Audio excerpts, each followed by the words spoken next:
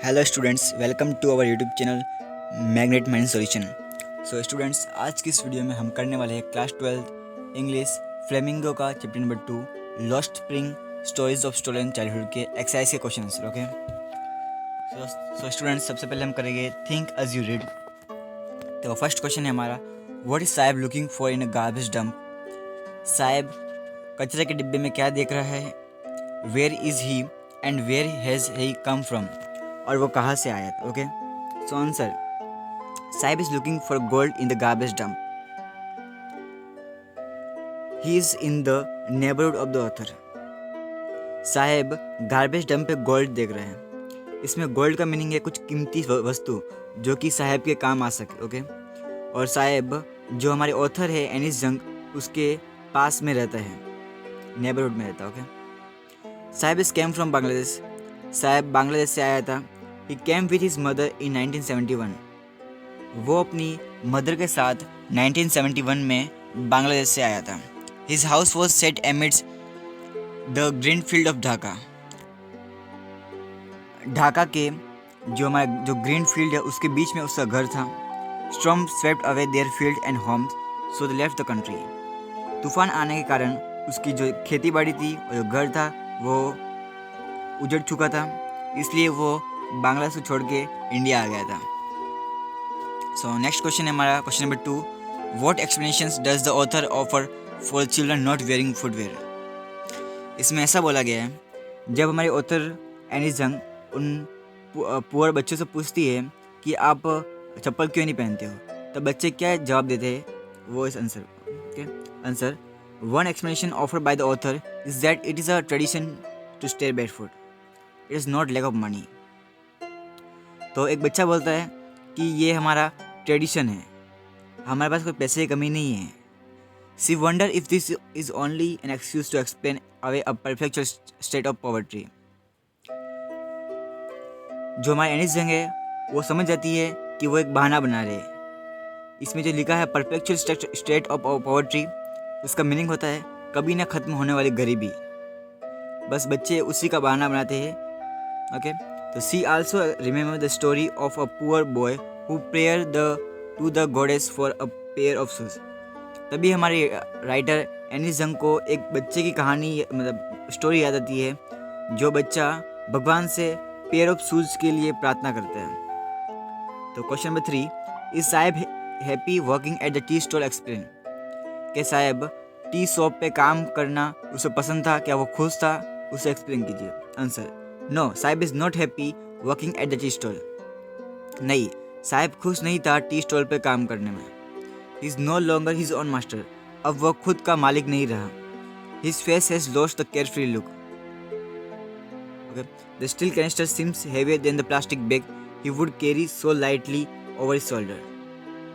जो steel canister उसने अपने शोल्डर पर रखा था, वो प्लास्टिक बैग से भी ज़्यादा भारी था। जो बैग था वो उसका खुद का था, लेकिन जो ये कैनिस्टर है वो जो टी शॉप का ऑनर है उसकी है, उसका है। Okay, then question number 4, what makes the city of Firozabad famous. Firozabad city क्या बनाने में फेमस है? The city of Firozabad is famous for its bangle. Firozabad city bangles बनाने में फेमस है। Every other family in Firozabad is engaged in making bangles. Firozabad में हर एक घर में आपको बैंगल बनाते हुए लोग दिखेंगे। सभी लोग वहाँ पे बैंगल्स बनाने का काम करते हैं। It is a centre of India glass blowing industry. Families have spent generation working around furnaces welding glass making bangles for the women in the land. उनकी जनरेशन सारे जो पूर्वज थे और वो अभी लोग हैं, सभी लोग बैंगल्स बनाने का काम करते हैं। Then question number 5, mention the hazard of working in the glass bangle industry. कितनी मेहनत से जो बैंगल इंडस्ट्री में लोग काम करते हैं इसके बारे में बताएं। तो boys and girls with their fathers and mothers sit in dark hutments next to line of flame of flickering oil lamp. जो बॉयज़ और गर्ल्स है वो अपने माता पिता के साथ एक अंधेरे कमरे में दिए की रोशनी में काम कर रहे हैं, बैठे हुए और काम कर रहे हैं। They weld pieces of glass coloured glass into circle of bangles. वो उस अंधेरे कमरे में कांच के ग्लास से सर्कल ऑफ बैंगल, मतलब चूड़िया बना रहे। Okay, their eyes are more adjusted to the dark than to the light outside. उनकी जो आंखें थी वो पूरी ख़राब हो चुकी थी, क्योंकि वो पूरे टाइम अंधेरे कमरे में बैठते थे, ना कि बाहर बैठते थे। Okay, they often and up closing I side before they become adult. जब वो जवान होते हैं तब तक उनकी जो आइज है, जो उसकी आई साइड बोलते हैं ना, वो कम हो चुकी थी, मतलब वो अंधे होने जैसे हो गए। Even the dust from polishing the glass bangles is injurious to the eyes. जो बैंगल्स ग्लास में से जो पॉलिशिंग करते हुए तब जो डस्ट निकलता है वो हमारे आइज़ के लिए इंजरियस होता है, नुकसानकारक होता है। Many worker have become blind. बहुत सारे लोग वहाँ पे अंधे हो चुके थे काम करते हुए। The furnaces have very high temperature and therefore it is very dangerous. Okay,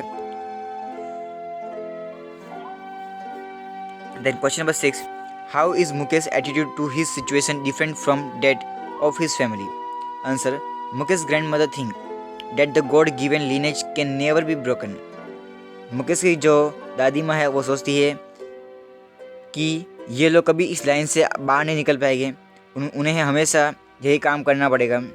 her son and grandson are born in the caste of bangle maker.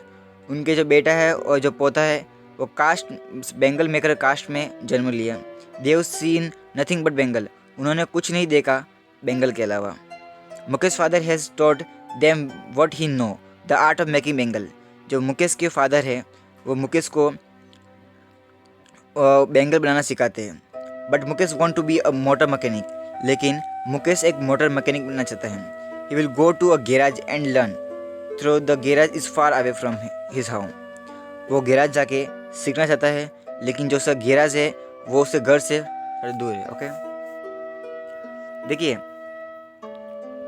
जो हमारा क्वेश्चन नंबर 6 है और जो क्वेश्चन नंबर 3 है वो इसमें IMP क्वेश्चन है। Okay, then understanding the text. First, what could be some of the reasons for the migration of people from villages to cities? The answer, people migrate from villages to cities in search of labor. Their field fail to provide them means of survival. Cities provide employment, job or other means of getting food. The problem in case of the poor is to feed the hungry member. Survival is of primary concern. Okay, इसमें यही बोला गया है कि लोग क्यों गांव छोड़ के विलेज जा रहे हैं, इसमें बताया गया है। तो वह सर्वाइवल के लिए, जॉब के लिए, फूड के लिए वो लोग अपना गांव छोड़ के सिटीज़ में ट्रांसफ़र हो रहे हैं। Next question, would you agree that promises made to poor children are really kept? Why do you think happen incident narrated in the text? इस क्वेश्चन में बोला गया है कि जो नॉर्मली जो लोग गरीब बच्चों से प्रॉमिस करते हैं, क्या वो उस प्रॉमिस को पूरा करते हैं? क्या आपको लगता है ऐसा? ये बताया गया, the promises made to the poor are rarely kept. The author asks half joking whether he will come to her school if she start one. Sahib agree to do so. A few days later he asks if the school is ready. The writer feel embarrassed at having made a promise that was not mean. Promises like her abound in every corner of their ब्लिंकवर्ड। Next question number 3, what forces conspire to keep the worker in the Bengal industry of Firozabad in poverty? ये question number 3 important question है, IMP question है। Okay, certain forces conspire to keep the worker in bangle industry of Firozabad in poverty. These include the money lender, the middleman, the policeman and the keeper of law, politician. Together they impose a heavy burden on the child. ये बच्चों पर दबाव डालते हैं और उनसे ज़बरदस्ती काम करवाते हैं. बस इसमें यही बोला गया. देखिए दोस्तों, यहाँ पे हमारा सारे क्वेश्चन से फिनिश होते हैं और इस चैप्टर के जो भी MCQs है, फिल इन द ब्लैंक्स है और जो भी अदर MP क्वेश्चन है वो सभी मैं आपको टेलीग्राम पे हमारे टेलीग्राम चैनल पे अपलोड कर दूंगा. वहाँ से जाके आप देख सकते हैं. इसलिए अभी हमारे टेलीग्राम चैनल को ज्वाइन कर देना. टेलीग्राम चैनल की लिंक आपको डिस्क्रिप्शन बॉक्स में मिल जाएगी. वहाँ से जाके आप ज्वाइन कर लेना. तो चलिए मिलते हैं अगले वीडियो में. तब तक के लिए गुड बाय.